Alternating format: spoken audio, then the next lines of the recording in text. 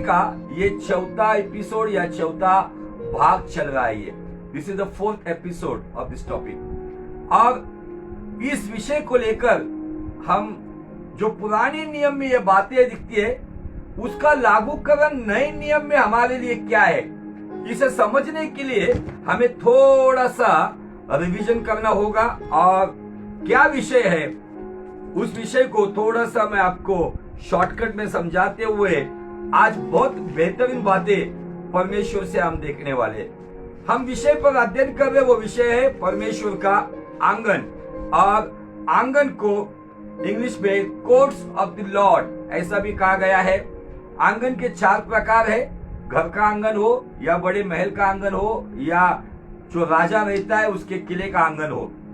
उसके बाद टैबरनेकल आप इंग्लिश में कह सकते हो, हिंदी में मेल मिलाप वाला तंबू या निवास मंडप में एक आंगन था। और उसके बाद सुलेमान बादशाह ने जो परमेश्वर का भवन बनाया था उस भवन के अंदर 2 प्रकार के आंगन थे, भीतरी आंगन और बाहरी आंगन। और ये आंगन इसलिए हम अध्ययन कर रहे हैं क्योंकि आंगन एक ऐसी जगह है जो घर का हो या परमेश्वर के भवन का हो, वहां पे परमेश्वर हमसे कुछ चाहता है। और आंगन का जो नए नियम के अनुसार अगर उसका एक सही मतलब निकालेंगे तो उसका सही मतलब ये निकलता है, आंगन परमेश्वर की चाहत है।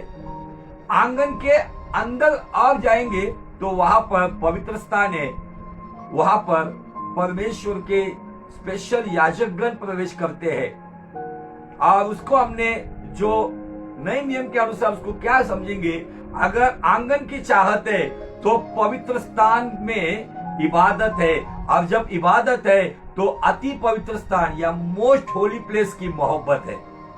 इसके लिए आंगन हमारे जीवन का बहुत ही महत्वपूर्ण पार्ट है। कोई भी घर हो, छोटी सी झुग्गी हो, झोपड़ी हो, छोटा सा घर हो, खेती में घर हो या बस्ती में घर हो, हर एक अपने आंगन को साफ सुथरा रखना चाहता है। और बहुत सारे लोग कहते हैं कि आंगन से पता चलता है कि घर कैसा है या घर के लोग कैसे हैं। सरकार हमें हिदायत देती है बारिश के समय में आंगन को साफ सुथरा रखो, नहीं तो कुछ ऐसी वस्तुओं को, कबाड़ को अगर आप रखते हो तो उसके अंदर डेंगू मलेरिया जैसे मच्छर पनप सकते हैं और जिसके द्वारा जानलेवा बीमारियां बढ़ सकती है। इसलिए सरकार भी हमें इस बातों की हिदायत देती है। लेकिन आंगन का महत्व अगर हम देखेंगे तो भजन संहिता 84 वचन 4 और 10 में हमें भजनकार आंगन का महत्व समझाता है। मैं अभी इन वचनों को पढ़ूंगा नहीं, आप आपके बाइबल में या इस लाइव सेशन में कोई भी ये वचन के नंबर लिख सकते हैं। आंगन का महत्व भजन संहिता 84 वचन 2 और 10 में हमें दिखता है। उसके बाद आंगन का समर्पण हमें भजन संहिता 96 वचन 8 और भजन संहिता 104 में हमें दिखता है। उसके बाद आंगन का अपमान और आंगन का न्याय, ये आगे की बात है। और इसके लिए हमने यशायाह नबी का 1 अध्याय वचन 12 और यहेजकेल नबी का 9वां अध्याय वचन 7। तो ये सब बातें अगर आंगन में जो 3 बातें हमने देखी है, वो पहली बात है आंगन में दरवाजा है। आंगन में दरवाजे से प्रवेश करने के बाद वहां पे शुद्धिकरण का बर्तन है। और तीसरी बात, होम करने वाली, यज्ञ करने वाली वेदी भी है। तो ये तीनों बातें यीशु मसीह को दर्शाती है। यीशु ने बताया है कि मैं स्वर्ग का दरवाजा हूं, मेरे द्वार आए बिना कोई पिता के राज्य जा नहीं सकता। शुद्धिकरण का जो बर्तन है, जो परमेश्वर के वचन से, जल स्नान से शुद्ध होने वाली बात, और वही पानी को परमेश्वर की आत्मा की प्यास भी कहा जाता है। और जो वेदी है वो वेदी सूली को दर्शाता है। पुराने नियम में पशुओं का बलिदान किया जाता था, नए नियम में अपने आप का इनकार करना, यही एक बलिदान है। होठों के स्तुति के बलिदान वो हमें पवित्र स्थान में धूप वेदी पे चढ़ाने पड़ते, लेकिन आंगन की होम वेदी पर अपने आप का इनकार करते हुए उस सूली को उठा के चलना, यह है आंगन। जैसे हमें शरीर, जीव और आत्मा, ये 3 क्षेत्रों में मनुष्य का जीवन है और ये बहुत ही सिमिलर है, एक दूसरे के साथ एक रूप है। और इन बातों को हम देख चुके हैं, लेकिन आज मैं फिर से एक बार उन्हीं बातों को लेकर आया हूं। आज आंगन की जो बातें हम देखते हैं उसमें यशायाह नबी का पहला अध्याय और वचन 12 में यहाँ पे यशायाह नबी के द्वारा परमेश्वर इस्राएलियों को क्या कहता है। देखो यशायाह 1:12 हमने आंगन का महत्व भी देखा है, हमने आंगन का समर्पण भी देखा है किस तरीके से होता है। वो बातें दोहराने में अभी समय नहीं है, इसलिए मैंने आज आराधना में एक ही गीत गाया क्योंकि 10 मिनट हम लेट थे, क्योंकि मैं आज आपको बहुत अच्छी तरीके से इस विषय को समझाना चाहता हूँ ताकि आप समझ जाओ। क्योंकि ऐसी गलत धारणाओं को आज संसार में महत्व दिया जा रहा है, बहुत बड़े हाई क्लास में महत्व दिया जा रहा है, लोअर क्लास में महत्व दिया जा रहा है, और उसकी वजह से परमेश्वर का वचन, परमेश्वर की मर्जी ये लुप्त होती जा रही है, गायब होती जा रही है, और संसारिक बातों को बहुत महत्व दिया जा रहा है। तो आइए यशायाह नबी का पहला अध्याय book of Isaiah chapter 1 and verse 12, यशायाह नबी का पहला अध्याय और वचन 12 क्या कहता है। देखो, तुम जब अपने मुझे मुंह दिखाने के लिए आते हो तब ये कौन चाहता है कि तुम मेरे आंगनों को पाँव से रोंदो, मेरे आंगनों को पाँव से रोंदो। अब ये रोंदना, इसके विषय में हमने देखा है, इंग्लिश में वर्ड आता है ट्रैम्पलिंग, और ये ट्रैम्पलिंग का मतलब है कुचलना, पूरी तरह से भ्रष्ट करना। अब परमेश्वर कहता है कि तुम मुंह उठा के चले आते हो और मेरे आंगन को तुम कुचलते हो या रोंदते हो। क्या तुम्हें ये बात पता नहीं है? कैसे कैसे लोग आते, किस तरीके से आते। देखो, कभी कभी हमारे सामने कोई व्यक्ति आता है और हम कहते क्या मुंह उठा के तू आया है। ये शब्द बोलने के पीछे का मतलब क्या है? वो कुछ ना कुछ गलती करते हुए, पाप करते हुए, बेशर्मी की हदों को लांघते हुए, या अपने परिवार का नाम मिट्टी में मिलाते हुए आता है। तब कोई कहता है क्या मुंह उठा के आया है, क्या रखा है तूने हमारे लिए। परमेश्वर इसी तरीके से आंगन में आने वाले लोगों को कहता है तुम क्या मुंह उठा के आए हो जो मेरे आंगनों को रोंदते हो। आज किस तरीके से आंगन को रोंदा जा रहा है? आंगन को रोंदने वाले कौन है आज के दिन में? आज लोगों के अंदर खुदावन के साथ समय बिताने की चाहत कम होती जा रही है। अगर चाहत नहीं तो क्या खाप इबादत करोगे? अगर इबादत नहीं तो मोहब्बत क्या करोगे? चाहत, इबादत और मोहब्बत, ये आंगन पवित्र स्थान और परम पवित्र स्थान को दर्शाता है। अगर मुझे उसकी गहराई में जाना है, उसकी ओर से सुनना है, उसे देखना है, उसको छूना है, उसके साथ मुझे पूरी तरह से एक जान होना है, तो मुझे आंगन में ही पहले अपने आप को क्लियर, शुद्ध या पवित्र करना होगा। आज मैं आंगन में आ रहा हूं, लेकिन अभी भी मेरा जीवन कहीं ना कहीं गलत बातों में, गलत धारणाओं में, संसार की बातों में अगर अटका हुआ है या मलिन हुआ है, तो मुझे आपको बताना है परमेश्वर आज भी कहता है मेरे पुत्र का लहू आज भी उपलब्ध है, उसे अपने आप को शुद्ध करो, पवित्र करो, मन फिराओ और फिर मेरे आंगन में पैर अच्छे लेकर आओ।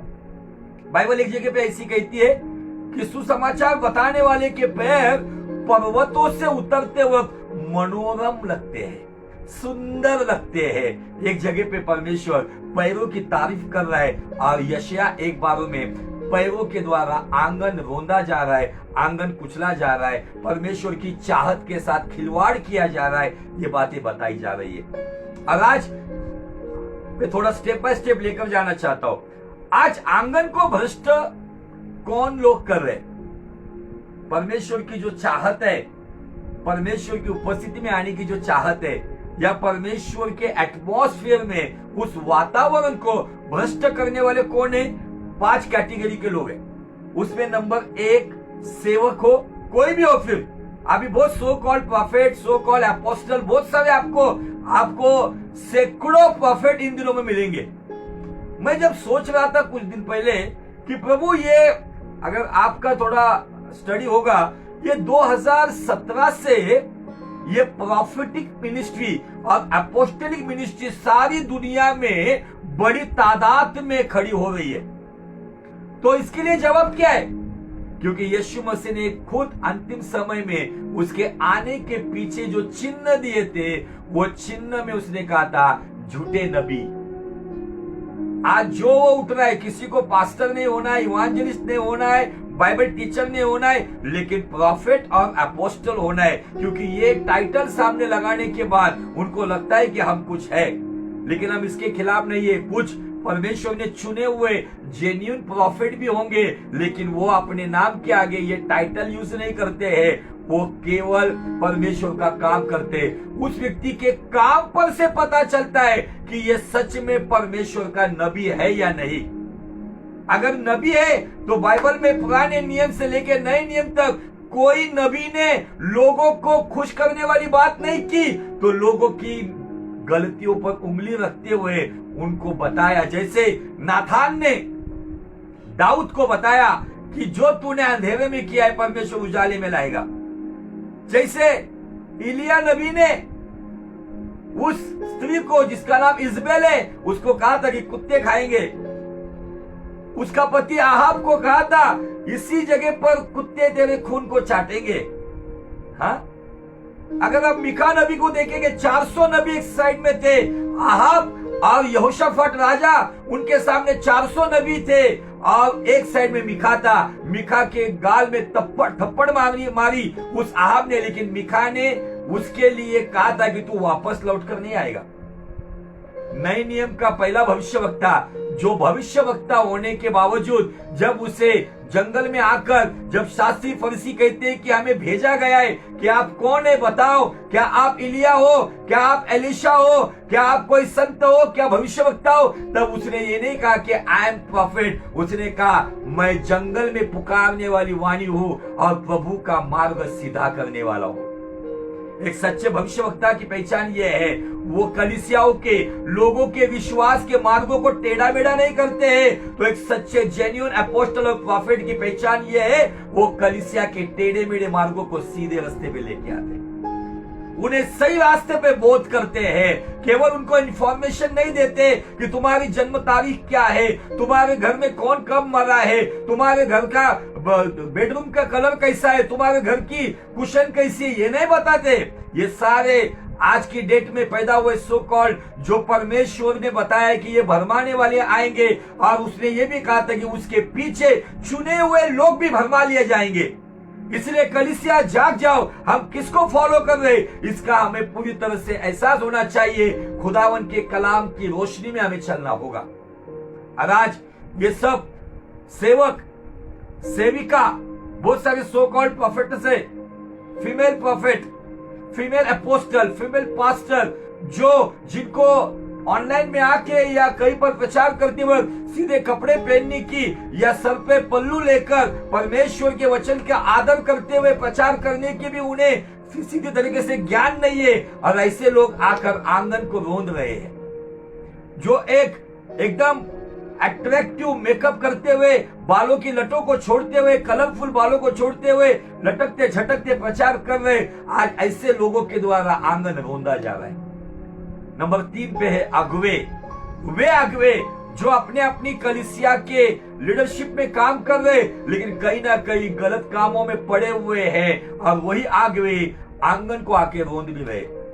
नंबर 4 पे आते हैं आराधक। आज आराधकों का बहुत बड़ा डिमांड है।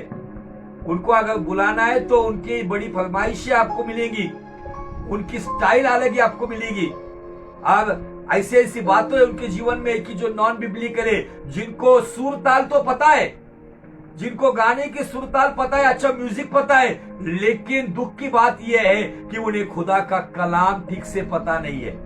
अगर उनको आप बोलोगे तो नए नियम का किताब वो पुराने नियम में ढूंढेंगे, पुराने नियम का किताब नए नियम में ढूंढेंगे। आज ये हालत है मसीहत की। सुनने के लिए थोड़ी खराब बात है, सुनने के लिए थोड़ी कड़वी बात है, लेकिन मैं असलियत से वाकिफ करने के लिए आपके सामने आया हूं। 5वां जो कैटेगरी है या 5वां क्षेत्र है वो है विश्वासी। आज विश्वासी सप्ताह भर सभी गलत बातों में भी रहता है, और मुंह उठा के सीधा चर्च में आता है या प्रार्थना में आता है या सभा में आता है, उसको लगता है परमेश्वर को कुछ पता नहीं। एक गीत जो पुराने समय से हम जब गाते हैं तो मेरे सामने परमेश्वर का न्याय दिखता है। उस गीत के बहुत अच्छे शब्द है, जो भी तू कर रहा है यीशु वो देखता है, जो भी तू कर रहा है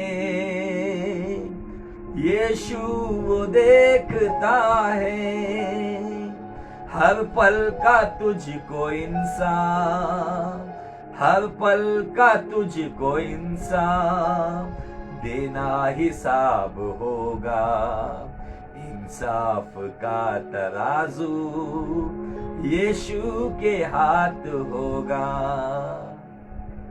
जब उसके हाथ में तराजू होगा, एक सिंपल बात बताना चाहता हूं, जब तक वो पिता की दाहिनी ओर बैठा है ना, तब तक वो तुम्हारा और मेरा वकील है। जिस दिन वो खड़ा हो गया ना, उस दिन वकील जज बन जाएगा, न्यायाधीश बन जाएगा, इंसाफ करने वाला बनेगा। तब वो वकीली नहीं करेगा, तब वो दलीलें नहीं देगा, तब वो सबूत पेश करते हुए न्याय करेगा। तो यही समय है। इस समय में आज आपको और मुझे जानना है ऐसी कौन सी बात है कि जिसकी वजह से क्या मैं परमेश्वर के आंगन को रोंदने वाला हूं या आंगन को सुशोभित करने वाला हूं? क्या मैं परमेश्वर के आंगन को बदबूदार करने वाला हूं या परमेश्वर के आंगन को मेरे जीवन से खुशबूदार करने वाला हूं? क्या मैं आंगन में आकर खुदावन का अनादर करने वाला हूं या मैं आंगन में आके परमेश्वर का आदर करने वाला हूं? मैं ऐसे मुंह उठा के आता हूं या सच में मेरा जीवन, मैं जगत में हूं, कामकाज में हूं, परिवार में हूं, मुझे ये बात का एहसास होना चाहिए, मुझे यही पैरों के साथ खुदा के आंगन में जाना है। मेरे पैर खुदा के आंगन को रोंदने वाले नहीं, मेरा जीवन खुदा के आंगन को बदबूदार करने वाला नहीं, तो मेरा जीवन खुदा के आंगन को खुशबूदार करने वाला हो, ऐसा जीवन में जीना चाहिए। ये 5 प्रकार के लोग हैं, सेवक, सेविका, अगुवे, आराधक और विश्वासी। ये 5 प्रकार के लोग हैं जिनके वजह से आज आंगनों की गवाहियां खराब हो रही है, आंगनों में गवाहियां बदबूदार हो रही है।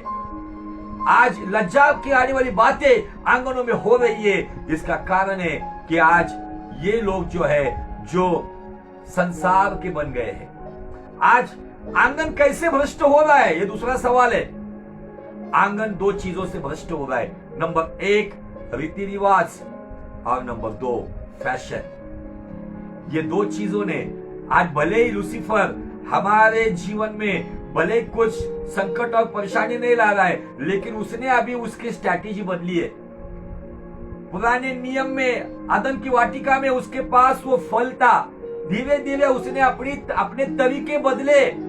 वो अभी भी मक्कार है, वो अभी भी उसकी कुयुक्तियों के द्वारा आज अच्छे अच्छे सेवक, सेविका, अगवे, आराधक और विश्वासियों को अपने जाल में फंसा रहा है। लेकिन आज जो जाल में फंस रहे उनको बिल्कुल भी पता नहीं कि हम कौन सी चीजों का पालन कर रहे या किस चीजों के पीछे चल रहे। आज रीति रिवाज जो संसार से आए हुए, आज मैं उस पर आपकी रोशनी, आज उस पर विशेष आपके सामने उस बातों पर रोशनी डालना चाहता हूं। संसार के रीति रिवाज, मैं जब सोच रहा था, संसार को कहा जाता है इंग्लिश में वर्ल्ड, और परमेश्वर के वचन को कहा जाता है वर्ड। मैं वर्ड सेंटर हूं या वर्ल्ड सेंटर हूं? मैं वचन केंद्रित हूं या मैं जगत केंद्रित हूं? आज मेरे जीवन में मैंने रीति रिवाजों को परमेश्वर के वचन से अधिक महत्व दिया है, तो ये मेरे लिए बहुत ही दुखदायक बात है, क्योंकि ये बात परमेश्वर के आंगन को रोंदने के कारण बनेगी, परमेश्वर को दुखी करने का कारण बनेगी। पौलुस इफिसियों की कलीसिया को कहता है, परमेश्वर की आत्मा को दुखी मत करो, don't grieve the spirit of God. परमेश्वर की आत्मा को दुखी मत करो। वही पौलुस ये भी कहता है, परमेश्वर ठट्टों में उड़ाया नहीं जाता है।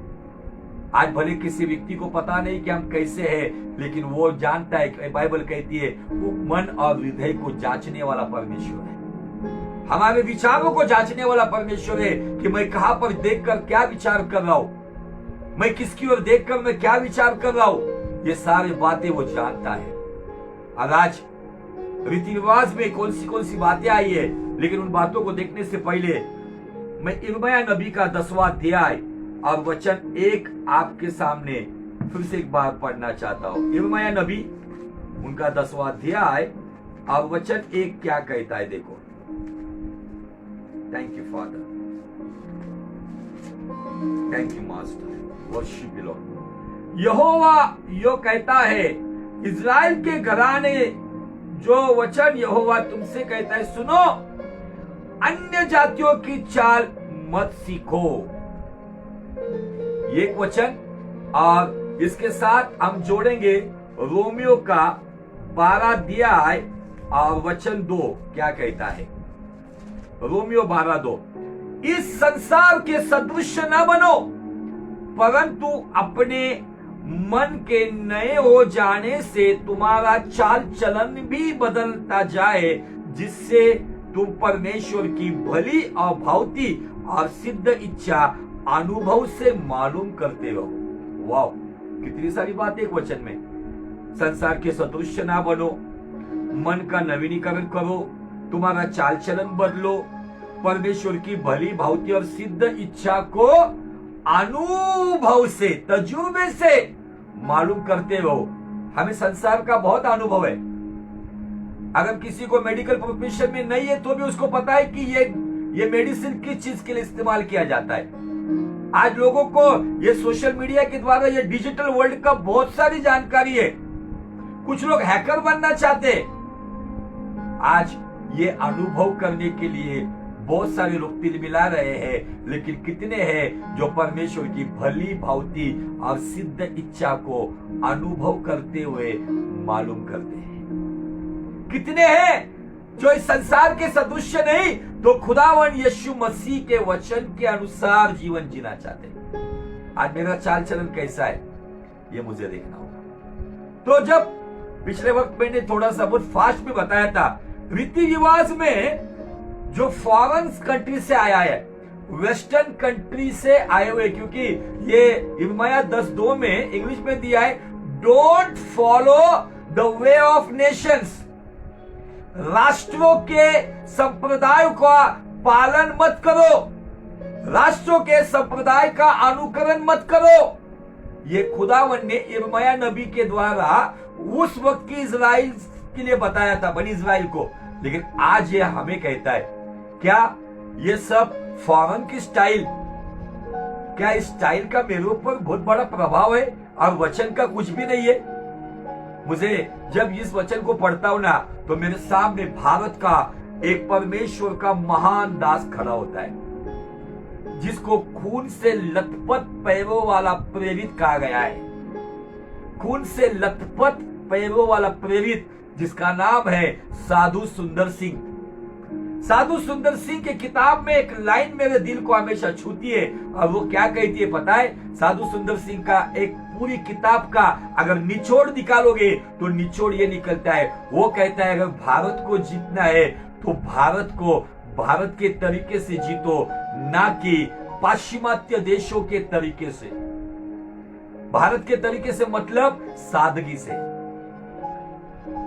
पाश्चिमात्य देशों की स्टाइल में आज लोग, अलग अलग स्त्री या पुरुष हो, उस स्टाइल, उस पहराव से आज आपको बताने के लिए बहुत दुख होता है। जब क्रिसमस के दिन, जब चमकीले झपकीले कपड़े पहनकर, टाइट कपड़े पहनकर, जब फटे टुटेले कपड़ों की स्टाइल करते हुए कुछ लोग जब सड़क से निकलते ना, लोगों को पता चलता है आज मसीहों का त्योहार है। क्यों पता चलता है? क्योंकि उनका वेस्टर्न कल्चर का प्रभाव उनके ऊपर है। इंग्लिश नाम होने से कोई मसीह नहीं होता है।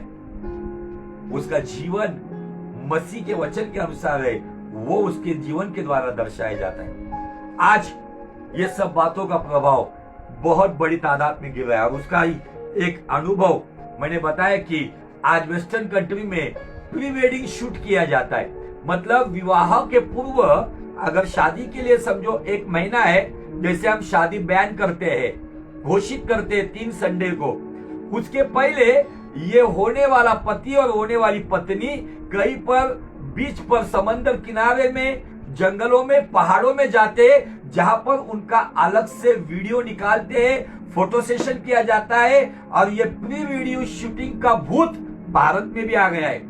अब उसका प्रभाव मसीहों पे नहीं, अन्य जातियों पर भी पड़ा हुआ है। अन्य जातियों पर पड़ा है तो वो तो सारे परमेश्वर से दूर है, उसका कोई मतलब नहीं। लेकिन जो खुदा के कलाम को जानते हैं, वो खुदा के कलाम को जानने वाले लोग, जिस दुल्हन के साथ मैं वाचा बांधकर चर्च के अंदर पास्टर साहब के साथ, कलीसिया के साथ मैं जो वायदा करने वाला हूं, उस वायदे से पहले उस दुल्हन की कमर को छूना मेरे लिए पाप है। उस दुल्हन को आगोश में लेना या उसको आलिंगन देना ये भी पाप है। ये प्री वेडिंग शूट, उसमें कामुक वासनाओं को जन्म देने वाली बातें जन्म लेती है और उसके द्वारा मुझे पता है कि कुछ ऐसी घटनाएं हुई है कि जिसके वजह से शादी से पहले जो होना नहीं वो कर चुके। आज मैं क्लियर कट, मुझे बाहर की कलीसिया के लिए कुछ बोलना नहीं है। मेरी कलीसिया के अंदर अगर कोई कहता है कि पास्टर जी हम प्री वीडियो शूट करने वाले हो, मैं उनको हाथ जोड़कर कहता हूँ आप किसी और पास्टर के द्वारा शादी लगा के ले लो, ये शादी मैं नहीं लगा सकता हूँ, क्योंकि मैं संसारिकता में बहने वाले लोगों की शादी नहीं लगाऊंगा। प्री वेडिंग शूट का मतलब समझ में आता है क्या आज? उसके बाद दूसरी बात आती है, हल्दी समारोह में फिल्मी तरीकों का आयोजन किया जाता है। अब वो फिल्मी तरीका क्या है? उसमें आ जाता है डीजे, वहां पे जो एंकरिंग करने वाला डीजे होता है वो पूरा फिल्मी तरीके से सारी बारातियों को नचाता है। दुल्हन की मां नाचती है, दूल्हे का बाप नाचता है, ये सारी बातें, किसी को उठा के नाच डांस किया जाता है। एकदम अलग ही तरीके की बेशर्मी की हदें पार करते हुए डांस किया जाता है। और इसमें मैंने देखा है अपने आप को माइटी मैन ऑफ गॉड कहने वाले ये भी इसमें शामिल। मैं सोशल मीडिया को धन्यवाद देता हूं कि सोशल मीडिया ने इन 2 सालों में कोरोना वायरस के पीरियड में बहुत लोगों को एक्सपोज भी किया है कि ये सच में माइटी मैन ऑफ गॉड है या अगली मैन ऑफ गॉड है। आज ये सारी बातें परमेश्वर प्रकट कर रहा है, क्योंकि बाइबल का वचन सत्य वचन है। वो कहता है जो अंधेरे में मैं वो उजाले में लाऊंगा। आज लोगों ने शर्मिंदगी की हदों को लांघ दिया है। उनको कुछ लगता ना इसी मुंह से प्रेज़ द लॉर्ड तेरी स्तुति करूं प्रभु, और इसी आवेश में आते हुए अपने उस बेशर्मी का प्रदर्शन, उनको इतना भी नहीं समझता है कि क्या ये बातें मैं सोशल मीडिया पर लेकर आऊं या ना हो। ठीक है, कुछ समय के लिए एंजॉय किया भी होगा, लेकिन इतने बेशर्म हो जाते हैं और कहते हैं कि कुछ नहीं चलता है, वचन में नहीं चलता है, प्योर मसीहत में नहीं चलता है। और वहां पे पूरा बेशर्म बातों का भी वहां पर नॉनवेज कुछ बातें ऐसी बोली जाती है, आपको पता नहीं, लेकिन हमारे शहरों में ये बातों को और ऐसा कहा जाता है कि उनके समाज में ऐसा हो रहा है, क्यों नहीं हम भी करें। सॉरी, रोमियो 12:2 कहता है कि संसार के सदृश ना बनो। स्पेशली मैं बताना चाहता हूं, जो देख रहे हैं या जो देखेंगे, कुछ लोग ऐसे कि जो बाद में भी देखते हैं, अगर आप अपने आप को परमेश्वर का दास, दासी, आराधक, अगुवे कहते हो, विश्वासी कहते हो, तो आपको इन बातों को त्यागना होगा।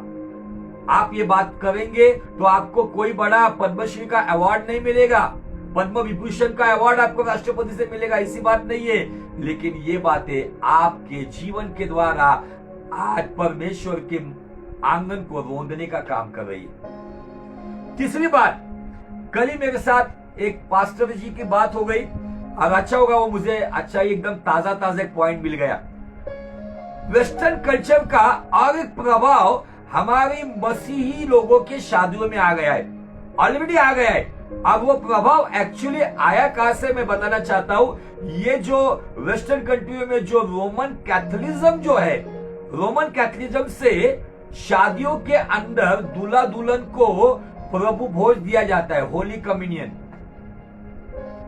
तो कल मुझे एक सीनियर मैन ऑफ गॉड का कॉल आया जो कुछ राय मुझसे लेते हैं, और परमेश्वर के अनुग्रह में आज हम दोनों भी बढ़ रहे।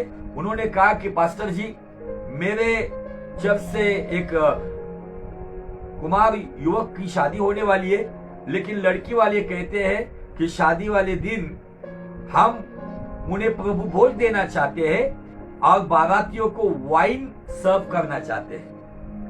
क्या लगता है आपको कि ये बात सही है? कुछ लोग कहेंगे प्रभु भोज देवे दूल्हा दुल्हन को आशीष की बात है ना, उसमें बुरा कौन सा है? लेकिन उन लोगों को मुझे बताना होगा, अगर प्रभु भोज लेते हो तो प्रभु भोज लेने के लिए पौलुस ने 2 शर्तें रखी है। शर्त नंबर 1, आइए उसको पढ़ेंगे अब। करिन्थियों की पत्री उसका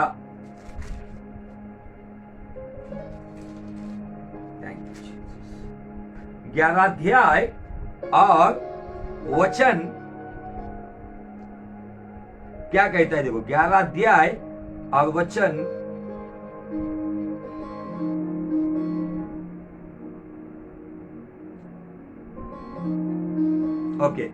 25 से लेके आए। बहुत बड़ा टॉपिक है ये, लेकिन मैं आपको इसकी न्यू वाली बात बताता हूं। इसी रीति से उसने बियारी के पीछे कटोरा भी लिया और कहा कि यह कटोरा मेरे लहू में नई वाचा है। 25 वचन से आगे, पहला करिन्थियों 11:25।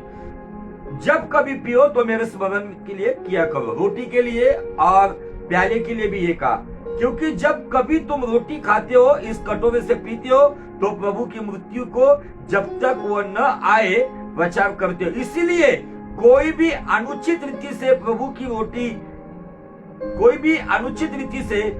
की रोटी खाए या उसके कटोरे से पिए, वो प्रभु का देह और लहू का अपराधी ठहरेगा। इसलिए मनुष्य अपने आप की जांच ले और इसी रीति से रोटी में से खाए और इस कटोरे में से पिए, क्योंकि जो खाते और पीते समय प्रभु की देह को न पहचाने, वह इस खाने और पीने से अपने ऊपर दंड लाता है।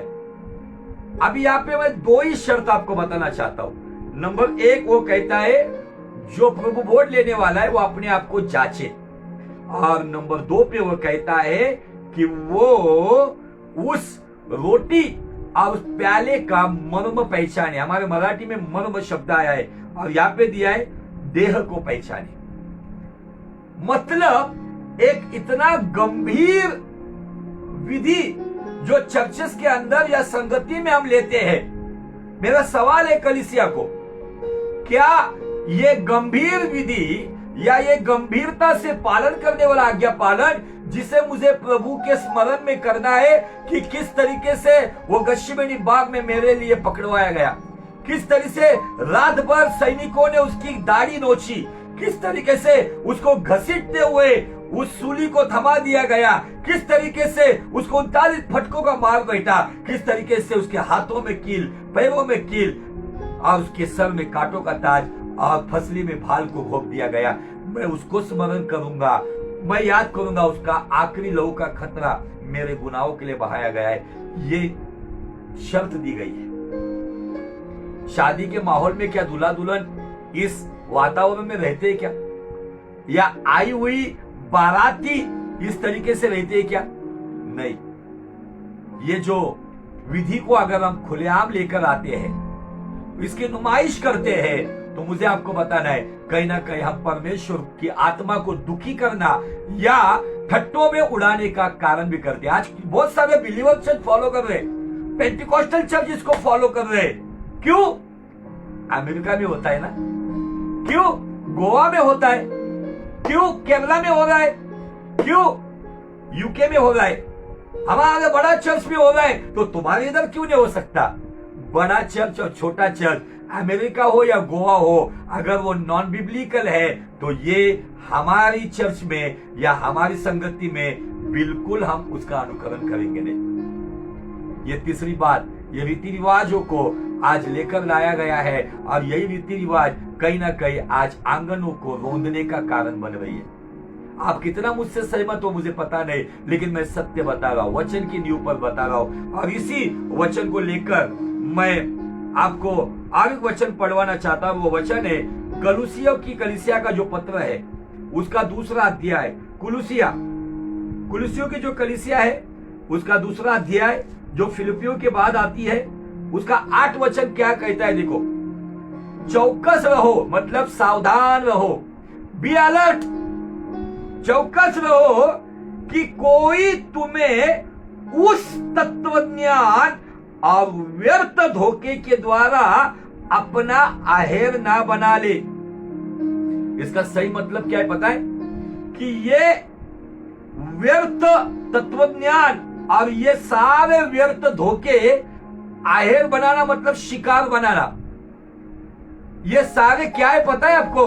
ये शिकंजे, ये प्री वेडिंग शूट, ये हल्दी में बॉलीवुड हॉलीवुड स्टाइल, और उसके बाद ये शादियों में प्रभु भोज और बारातियों को वाइन बांटना, जो पाश्चिमात्य देशों से आया हुआ वेस्टर्न कल्चर का कल्ट जो भारत ने भी अपनाया है, ये सारी बातें क्या कर रही पता है? ये सारे जाल है, ये शिकंजे है जो कहीं ना कहीं दुष्ट का आहेर बनने का कारण कर रहे। आगे देखो वचन क्या कहती है, जो मनुष्य की परंपराओं और संसार की आदि शिक्षा के अनुसार तो है, पर मसीह के अनुसार नहीं है। मसीह के अनुसार नहीं, परंतु संसार की परंपराओं से आई हुई बातें हैं। भारत के किसी राज्य की परंपरा नहीं है। आज मुझे ये बात क्लियर कट आपको बतानी है। अगर आप आपकी शादियों में इन बातों को अगर पालन करते हो, तो कहीं ना कहीं आप मसीह के देह की खुलेआम नुमाइश करते हो। कौन सा दुल्हन, कौन सी दुल्हन शादी के दिन वो अपने आप की जांच करेगी? कौन सा दुल्हन और कौन सी दुल्हन है कि जो शादी के दिन मसीह का बलिदान याद करेंगे? ये कोई फैशन या कोई रीति रिवाज नहीं है कि वेस्टर्न कंट्री में, अमेरिका में या इंग्लैंड या लंदन में कोई ब्रिटेन की महारानी या ब्रिटेन का राजकुमार शादी के वक्त जब एक साथ जब उस प्याले को शेयर करते, चेस करते हुए, ये चेस करने की वाली बात नहीं है, ये परमेश्वर का स्मरण करने वाली बात है, जिसको हम शादियों में उसका गलत एडवर्टाइज या गलत प्रकार की नुमाइश नहीं कर सकते। मसीहो जागो, ये बातों से परमेश्वर संतुष्ट नहीं है। परमेश्वर उल्टा हमें कहता है, क्या इन बातों से क्या मुंह उठाकर आते हो? शादी करने के बाद चर्च में जब वो नया जोड़ा आता है तो उस जोड़े को भी पूछता होगा, या शादी होने के बाद वो बाराती जो वाइन पी हुई है वो जब चर्च में आती होगी तो यशायाह 1:12 के अनुसार परमेश्वर निश्चय ये कहता होगा, क्या मुंह उठा के आए हो जो गलत परंपराओं का और संसार की परंपराओं का पालन करते मेरे आंगनों को रोंदने आए हो, भ्रष्ट करने आए हो, बदबूदार करने आए हो? आज ये तीन बातों के द्वारा आज कहीं ना कहीं कलीसियाओं के अंदर ये गलत एटमॉस्फेयर तैयार हुआ है। शादियों के अंदर और एक बात बताना चाहता हूं, मैं कभी भी शादी लगाते वक्त कन्यादान का जो पार्ट आता है ना, मैं कन्यादान कभी नहीं करता हूं। आज बहुत सारी जगह पे ट्रेडिशनली रीति रिवाज के अनुसार आज बहुत सारे पेंटिकॉस्टल चर्च हो, बिलीवर चर्च हो, मेनलाइन चर्च हो, ऐसे चर्चेस में कन्यादान की वो विधि की जाती है।